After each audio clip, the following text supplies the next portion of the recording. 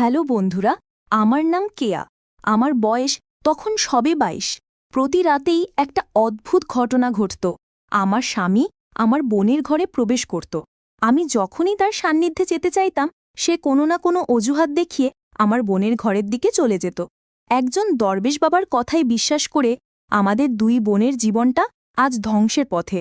আমি বুঝতেই পারতাম না কী এমন রহস্য ছিল যার কারণে আমার স্বামী প্রতি রাতে আমাকে উপেক্ষা করে আমার বোনের ঘরে যেত। অবশেষে একদিন সেই রহস্যের জট খুলতে আমি আমার মেজ বোনের বিছানার নিচে লুকিয়ে রইলাম। এর কিছুক্ষণ পরই আমার স্বামী যখন বোনের ঘরে প্রবেশ করল, তাদের দুজনের আসল রূপ দেখে আমার অন্তরাত্মা কেঁপে উঠেছিল। বন্ধুরা, আমার স্বামী এবং বোনকে আমি কী অবস্থায় ধরেছিলাম তা জানতে অবশ্যই পুরো গল্পটির সাথেই থাকুন। তোমরা যারা আমার ভিডিওটি দেখেন, চ্যানেলটি সাবস্ক্রাইব করেন না, তারা প্লিজ চ্যানেলটিকে সাবস্ক্রাইব করে পাশেই থাকুন। আমার বাবা মা শিখর নামের এক যুবকের সাথে আমার বিবাহের ব্যবস্থা করেছিলেন। অনেক আশা আর রঙিন স্বপ্ন নিয়ে আমি স্বামীর ঘরে পা রেখেছিলাম। ভেবেছিলাম স্বামীর অফুরন্ত ভালোবাসা পাব, কিন্তু প্রতি রাত গভীর হলেই আমার স্বামী আমাকে ছেড়ে আমার মেজ বোনের কক্ষে চলে যেত। আমি জানতাম না বোনের ঘরে গিয়ে সে কি এমন করত। আমার বোনের বয়স তখন ২৪। তার খুব ইচ্ছে ছিল সরকারি চাকুরি করার, তাই বাবাকে সাফ জানিয়ে দিয়েছিল যে চাকুরি না পাওয়া পর্যন্ত সে বিয়ে করবে না। এ কারণে বাবাও তাকে জোর করতে পারেননি, তাই আমার বিয়েটা আগে দিয়েছিলেন। আসলে বয়সে আমি বোনের চেয়ে ছোট হলেও আমার শারীরিক গঠনের কারণে আমাকে তার চেয়ে বড় দেখাতো। অনেকেই বুঝতে পারত না যে আমি তার ছোট বোন, কিন্তু আমার বোন ভীষণভাবে নিজের যত্ন নিত। তাকে দেখে বোঝার উপায় ছিল না যে তার বয়স ২৪। তাকে ১৬-১৭ বছরের তরুণী বলেই মনে হতো, এবং সে দেখতেও খুব সুন্দরী ছিল। আমার স্বাস্থ্যবান চেহারার কারণেই হয়তো বাবা মা দ্রুত আমার বিয়েটা দিয়ে দিয়েছিলেন, কারণ আমাকে দেখে ২৬-২৭ বছরের যুবতী মনে হতো। বিয়ের পর যখন স্বামীর বাড়ি এলাম, তখন আমাদের প্রথম রাতেই আমার স্বামী আমাকে ভরপুর ভালোবাসা দিয়েছিল। তার সেই ভালোবাসায় আমার মন বিশ্বাস করে নিয়েছিল যে সে আমাকে সত্যিই অনেক ভালোবাসে। বিয়ের ২ দিন পর আমার স্বামী নিজে থেকেই আমাকে বাবার বাড়ি নিয়ে যায়, এবং আমরা সেখানে ৩ দিন ছিলাম। সেদিন বাবার বাড়িতে স্বামীর সাথে আমার প্রথম রাতে ঘুমোতে যাওয়ার আগে সে বলল তার ঘুম পাচ্ছে না, তাই সে বারান্দায় কিছুক্ষণ বসতে যায়। আমি তাকে বললাম, ঠিক আছে, তুমি বাইরে কিছুক্ষণ কাটাও, আমি ঘুমিয়ে পড়ছি। প্রায় আধ ঘন্টা পর বারান্দার দিক থেকে হাসির আওয়াজ ভেসে এলো। সেই শব্দ শুনে আমি ঘর থেকে বেরিয়ে এলাম। প্রথমে দেওয়াল ঘড়ির দিকে চোখ পড়তেই দেখি রাত ২টা বাজে। এরপর বারান্দায় গিয়ে যা দেখলাম তাতে অবাক না হয়ে পারলাম না। আমার স্বামী আমার বোনের সাথে বসে হাসি ঠাট্টায় মেতে উঠেছিল, এবং দুজনের হাতেই কফির মগ ছিল। সেই মুহূর্তে আমার স্বামী আমার বোনকে যে কথাগুলো বলছিল, আমি আড়ালে দাঁড়িয়ে সব শুনছিলাম। আমি বুঝতে পারছিলাম যে কথাগুলো সে ঠাট্টার ছলেই বলছিল। আমার স্বামী তখন বোনকে বলছিল, রাখি, যদি বিয়ের আগে তোমার সাথে আমার দেখা হতো তাহলে আমি তোমাকেই বিয়ে করতাম। এই ধরনের কথা বলে তারা দুজনেই হাসাহাসি করছিল। তাদের কথা শুনে আমিও হাসি আটকাতে পারলাম না, এবং তাদের আড্ডায় যোগ দিলাম। এভাবেই দিনগুলো বেশ আনন্দেই কাটছিল। আমার স্বামী আমাকে ভীষণ ভালোবাসত, এমনকি প্রায়শই সে আমাকে আমার বাবা মায়ের সাথে ও বোনের সাথে দেখা করানোর জন্য বাবার বাড়ি নিয়ে যেত। আমি মনে মনে ভাবতাম, আমার স্বামী কত ভালো, সে আমার মনের অনুভূতিগুলো কতটা বোঝে। কারণ বিয়ের পর একটা মেয়ের শ্বশুরবাড়িতে নিজেকে একা মনে হয়, এবং প্রায়ই বাবা মায়ের কাছে যেতে ইচ্ছে করে। আমার স্বামী এই বিষয়টা বুঝত, এবং আমার প্রতি তার এই যত্ন দেখে আমি খুব খুশি হতাম। আমাদের বিয়ের ১০ দিন পর যখন আমাদের বিয়ের অ্যালবামটা এলো, তখন আমার স্বামী খুব আনন্দের সাথে সেটা হাতে নিয়ে আমাকে না দেখিয়েই ঘরের ভেতরে ঢুকে দরজা বন্ধ করে দিল। আমি কিছুক্ষণ দরজায় ধাক্কা দিয়ে বললাম, কি গো, তুমি একাই পুরো অ্যালবামটা দেখবে, নাকি আমাকে একটুও দেখাবে না? মিনিট ৫ পর সে ঘর থেকে বেরিয়ে এসে আমাকে বলল, কেয়া, এই অ্যালবামটা যদি আমরা তোমার বাবার বাড়িতে গিয়ে সবার সাথে মিলে দেখি তাহলে কেমন হয়? স্বামীর এই প্রস্তাব শুনে আমি তো খুশিতে রাজি হয়ে গেলাম। সেদিন সন্ধ্যায় যখন বিয়ের অ্যালবাম নিয়ে আমরা বাবার বাড়িতে পৌঁছালাম, তখন আমি, আমার বোন আর আমার স্বামী, আমরা ৩ জন মিলে ছবিগুলো দেখছিলাম। এদিকে আমার শ্বশুরবাড়িতে আমি, আমার স্বামী আর শ্বশুরমশাই ছাড়া আর কেউই ছিল না। আমার স্বামী তার বাবা মায়ের একমাত্র ছেলে। আমার শ্বশুর যেমন তাকে ভালোবাসতেন, আমাকেও ঠিক ততটাই স্নেহ করতেন। আমি আমার শ্বশুরের মতন একজন ভালো মানুষকে বাবার আসনে পেয়ে জীবনে খুব সুখী ছিলাম। শ্বশুরবাড়িতে ১ সপ্তাহ থাকার পর আমার স্বামী আবার বলল যে সে আমাকে বাবার বাড়িতে নিয়ে যেতে চায়, এবং সে নিজেও সেখানে ২-৩ দিন থাকবে। এই কথা শুনে আমি আনন্দিত হলাম যে আমার স্বামী আমার সাথে আমার বাবার বাড়িতে কিছুদিন কাটাবে। বাবার বাড়ি গিয়ে আমরা তিনজন মিলে সারাদিন খুব আড্ডা দিতাম, আমি, আমার স্বামী আর আমার বোন। সেদিন আমার বোন কথায় কথায় আমার স্বামীকে বলেছিল যে আমাদের বাড়ির পাশে একটা দরগা আছে, যেখানে একজন দরবেশ বাবা বসেন এবং তার সব কথাই নাকি সত্যি হয়। আমার বোন সেই দরবেশ বাবার একজন অন্ধভক্ত ছিল। তিনি যা বলতেন আমার বোন তাই বিশ্বাস করত। আসলে আমার বোন পড়াশোনায় খুব ভালো ছিল এবং ভবিষ্যতে তার চাকরি পাওয়ার সম্ভাবনা আছে কিনা তা জানার জন্য সে প্রায়ই ওই দরবেশ বাবার কাছে যেত। আমার বোন যে পীর বাবার অন্ধভক্ত, এই কথাটা আমি আগেই আমার স্বামীকে বলেছিলাম।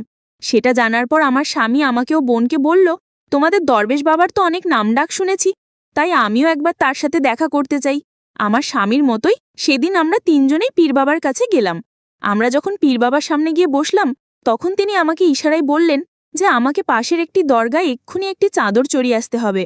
বাবার কথা শুনে আমি বেশ অবাক হলাম, কারণ আমরা স্বামী স্ত্রী একসঙ্গেই সেখানে গিয়েছিলাম। তাহলে তিনি শুধু আমাকে একা কেন চাদর চড়াতে বললেন? এর পেছনের সত্যটা আমি অনেক পরে জানতে পেরেছি, এবং যখন জানতে পারলাম তখন আমার আর আমার বোনের জীবনটা প্রায় শেষ হয়ে গিয়েছিল। সেদিন পীর বাবার কথা শুনে যখন আমি আমার স্বামী আর বোনকে সেখানে রেখে চাদর চড়াতে গেলাম এবং ফিরে এলাম, তখন তাদের দুজনের মুখেই এক অজানা দুশ্চিন্তার ছাপ দেখতে পেলাম। আমরা তিনজন খুব আনন্দ নিয়েই দরগায় এসেছিলাম, কিন্তু যখন বাড়ি ফিরছিলাম তখন আমার স্বামী বা বোনের মুখে কোনো হাসি ছিল না। আমি তাদের কাছের কারণ জানতে চেয়েছিলাম, কিন্তু তারা আমাকে কিছুই বলল না। সেই দিন থেকেই আমার জীবনে সবকিছু যেন ওলটপালট হয়ে যেতে শুরু করে। দরগা থেকে ফেরার পরদিন যখন আমি স্বামীর সাথে শ্বশুরবাড়ি ফিরে এলাম, তার ঠিক পরের দিনই দেখি আমার বোন রোকসানা আমাদের বাড়িতে এসে হাজির। সে বলল সে নাকি কিছুদিন আমাদের সাথে থাকতে চায়। এটা শুনে আমি তো খুব খুশি হয়েছিলাম, কিন্তু যেদিন থেকে আমার বোন আমাদের বাড়িতে থাকতে শুরু করলো, সেদিন থেকেই আমার সাথে কোনো না কোনো অঘটন ঘটতেই থাকলো। একদিন তো একটা টুল থেকে পড়ে গিয়ে আমার কোমরে এমন চোট লাগলো যে আমি রান্নাবান্নার কাজও করতে পারছিলাম না। সেই সময় আমার বোন আমার খুব যত্ন নিয়েছিল, কিন্তু আমার মনে হচ্ছিল আমার স্বামী আর আমার বোন আমার আড়ালে কিছু একটা লুকাচ্ছে, এবং তারা লুকিয়ে লুকিয়ে দেখাও করে। আমার কোমরের ব্যথা যখন কিছুটা কমে এলো, তখন আমি আবার রান্নাঘরের কাজ শুরু করতে চেয়েছিলাম, কিন্তু আমাকে কাজ করতে দেখে আমার বোন খুব বকাঝকা করল। সে বলল, আমি থাকতে তোকে কোনো কাজ করতে হবে না, তুই শুধু নিজের শরীরের যত্ন নে, আমি তোকে খুব ভালোবাসি। আমি তখন বোনকে বললাম, তুমি চিন্তা করো না, আমি এখন অনেকটাই সুস্থ, কাজ করতে পারবো। এভাবে সারাদিন বসে থাকতে আমার আর ভালো লাগছে না। এমনকি একদিন রাতে আমার স্বামী যখন ঘরে ছিল না, আমি তাকে সারা বাড়িতে খুঁজতে শুরু করলাম। তখন দেখলাম আমার বোনও তার ঘরে নেই। গভীর রাতে তাদের দুজনকে একসাথে না পেয়ে আমার মনে একটা খটকা লাগলো। আমি বুঝতে পারছিলাম না যে তারা দুজনে আমাকে না জানিয়ে কোথায় যেতে পারে। সারা বাড়ি খুঁজে আমি যখন ছাদে উঠলাম, তখন তাদের দুজনকে একসাথে দেখে আমি অবাক হয়ে গেলাম। তাদের কথাবার্তা শুনেও আমি কিছু বুঝতে পারছিলাম না। এত রাতে তাদের ছাদে একসাথে দেখে অবাক হওয়াটাই স্বাভাবিক ছিল। আমি তখন সিঁড়ির দরজার আড়ালে চুপচাপ দাঁড়িয়ে তাদের দেখতে লাগলাম। আমার স্বামী আমার বোনের কাঁধে হাত রেখে বলছিল, রোকসানা, দয়া করে তুমি আমার স্ত্রীর জীবনটা বাঁচাও, সবকিছু এখন তোমার হাতে। তুমি যদি পীর বাবার প্রস্তাবটা মেনে না নাও, তাহলে তো দেখতেই পাচ্ছ তোমার বোনের সাথে একের পর এক অঘটন ঘটছে। তুমি আমাকে আর তোমার বোনকে এভাবে কষ্ট দিও না। তুমি তো নিজেই বলতে যে পীর বাবা যা বলেন তাই সত্যি হয়। তাহলে আমাদের তিনজনের ব্যাপারে তিনি যা বলেছেন সেটা যদি সত্যিই হয়ে যায়, তুমি কি নিজেকে ক্ষমা করতে পারবে? আমার স্বামীর কথা শুনে আমার বোন হাউমাউ করে কাঁদতে শুরু করলো। তার কান্না দেখে আমার স্বামী তাকে জড়িয়ে ধরল, এবং আবেগের বশে আমার বোনও তাকে জড়িয়ে ধরল। আমার বোন বারবার বলছিল, আমি এটা করতে পারবো না। আমি বুঝতে পারছিলাম না সে কি না করার কথা বলছিল। এই দৃশ্য দেখে আমার পায়ের তলার মাটি যেন সরে যাচ্ছিল। আমার বোন কেঁদে কেঁদে আমার স্বামীর সামনে বলছিল, দুলাভাই, আমি এত বড় একটা কাজ কিভাবে করতে পারি? ও তো আমার নিজের বোন। আমি যদি এটা করি তাহলে আমার বোনের কি হবে? আমার স্বামী তখন বোনের হাত ধুলে খুব নরম সুরে বলল, দেখো রোকসানা, অন্যর মঙ্গলের জন্য আমাদের অনেক সময় ত্যাগ স্বীকার করতেই হয়। তাদের কথাবার্তা শুনে আমি কিছুই বুঝতে উঠতে পারছিলাম না যে তারা আমার থেকে কি লুকাচ্ছে। আমার বোন আমার স্বামীর কথা মানতে রাজি হচ্ছিল না, আর আমার মাথায়ও কিছু ঢুকছিল না। পরের দিন সকালে আমার সাথে এমন এক দুর্ঘটনা ঘটল যে আমাকে হাসপাতালে ভর্তি হতে হলো। রাতের বিষয় নিয়ে স্বামীর সাথে কথা বলার সুযোগই পেলাম না। আসলে সেই সময় আমার স্বামী যখন দোকানে যাওয়ার জন্য তৈরি হচ্ছিল, সে আমাকে আলমারি থেকে তার জামাটা বের করে দিতে বলেছিল। আমি তার কথা মতো আলমারি থেকে জামা বের করতে যেতেই হঠাৎ করে সেই বিশাল কাঠের আলমারিটা আমার উপর হুড়মুড়িয়ে পড়ে গেল। এরপর আমি জ্ঞান হারিয়ে ফেলি। আমার কপালে মারাত্মক আঘাত লেগেছিল। আমি প্রায় 1 সপ্তাহ হাসপাতালে ভর্তি ছিলাম। 1 সপ্তাহ পর যখন আমি আমার মায়ের সাথে শ্বশুরবাড়ি ফিরে এলাম, তখন যা দেখলাম তাতে আমার পায়ের তলার মাটি সরে গেল। আমার স্বামী আর আমার বোন ততদিনে সম্পর্কে জড়িয়ে পড়েছে। আমি হাসপাতালে থাকার সময় আমার বোনই পুরো বাড়িটা সামলেছিল। আমি হাসপাতাল থেকে ফিরে আসতেই আমাকে দেখে আমার স্বামী ভীষণ অবাক হয়ে গেল। সে আমাকে বলল, তুমি এখানে কি করছো? আমি অবাক হয়ে তাকে বললাম, আমি এখানে কি করছি মানে? আমি আমার নিজের বাড়িতে ফিরে এসেছি।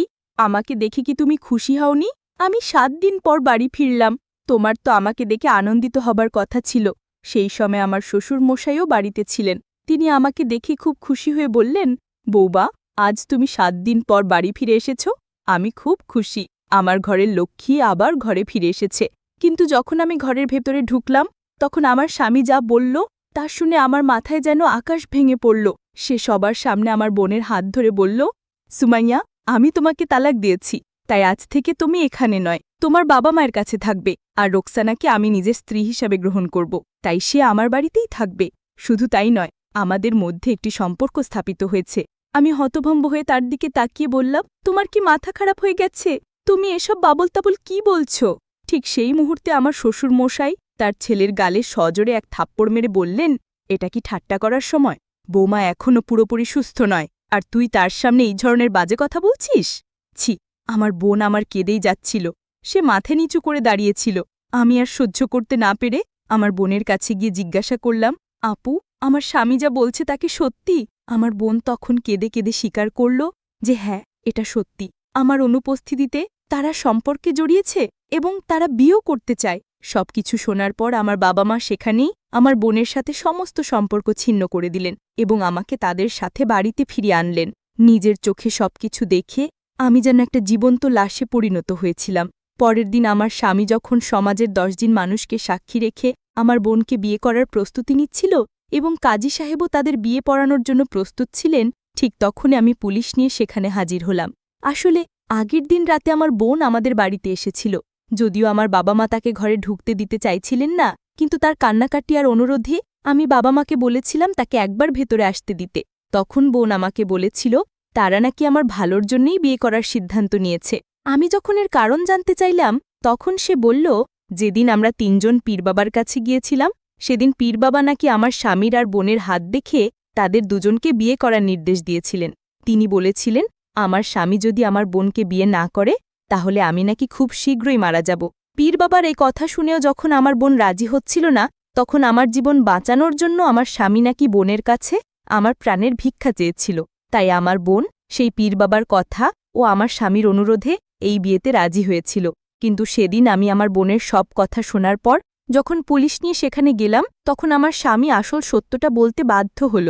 আসলে বিয়ের আগে আমার স্বামী কখনো আমার বোনকে দেখেনি, কারণ সে হোস্টেলে থেকে পড়াশোনা করত। কিন্তু বিয়ের দিন যখন সে প্রথম আমার বোনকে দেখে, সেদিন থেকেই সে আমার বোনকে ভালোবেসে ফেলেছিল এবং তাকে পাওয়ার জন্য এই সমস্ত নাটক সাজিয়েছিল। আমার আর আমার বোনের মুখে পীর বাবার কথা শোনার পর থেকেই সে মনে মনে একটা ফোন দিয়ে এঁটেছিল। সে একদিন গোপনে পীর বাবাকে 3 লক্ষ টাকা ঘুষ দিয়েছিল, শুধু এটা বলার জন্য যে আমার জীবন বাঁচাতে হলে আমার বোনের সাথে আমার স্বামীর বিয়ে দিতে হবে। আমরা 2 বোন এই ষড়যন্ত্রের কিছুই জানতাম না। আমার স্বামী সেই পীর বাবার সাথে মিলে আমাদের দুজনের জীবনটাই নষ্ট করে দিয়েছিল। আমার সাথে যে দুর্ঘটনাগুলো ঘটেছিল, সেগুলোতেও আমার স্বামীরই হাত ছিল। সে আমার মৃত্যুর ভয় দেখে আমার বোনকে বোকা বানিয়ে এবং নিজের ইচ্ছে পূরণ করেছিল। শুধুমাত্র নিজের লালসা মেটানোর জন্য সে আমার বোনকে ব্যবহার করেছিল, কারণ সে জানত আমার বোন পীর বাবার সব কথা বিশ্বাস করে। নিজের ছেলের ব্যাপারে সমস্ত সত্যিটা জানার পর আমার শ্বশুরমশাই নিজের হাতে তাকে পুলিশের হাতে তুলে দিয়েছিলেন। তিনি আমাদের দুজনকে বুকে জড়িয়ে ধরে বলেছিলেন, আজ থেকে তোমরাই আমার সবকিছু। তোমরা দুজনেই আমার সম্পত্তির মালিক হবে এবং আমার বাড়িতেই থাকবে, কারণ আমার ছেলের জন্যই তোমাদের দুজনের জীবনটা এভাবে নষ্ট হয়েছে। ওই ঘটনার কিছুদিন পর আমরা 2 বোনই গর্ভবতী হয়েছিলাম। আমার শ্বশুরমশাই এতটাই ভালো মানুষ ছিলেন যে তিনি নিজের ছেলের ভুলের জন্য লজ্জিত হয়ে তার সমস্ত সম্পত্তি আমাদের দুজনের নামে ভাগ করে দিয়েছিলেন। এখন আমি আর আমার বোন শ্বশুর বাড়িতেই থাকি এবং আমরা দুজনে মিলে আমার শ্বশুরমশাইয়ের খুব যত্ন নিই, কারণ তিনি সত্যি একজন দয়ালু মানুষ। কিন্তু তার একমাত্র ছেলে যে এতটা নীচ মানসিকতার হতে পারে সেটা আমরা কল্পনাও করতে পারিনি। আমার মনে হয় বিয়ে সত্যি একটা লটারির মতো, কারোর ভাগে অনেক সুখ জোটে। তো বন্ধুরা, আজকের ভিডিওটি এই পর্যন্তই। দেখা হচ্ছে আগামী নতুন কোনো ভিডিওতে। ততক্ষণে সবাই ভালো থাকবেন। ধন্যবাদ।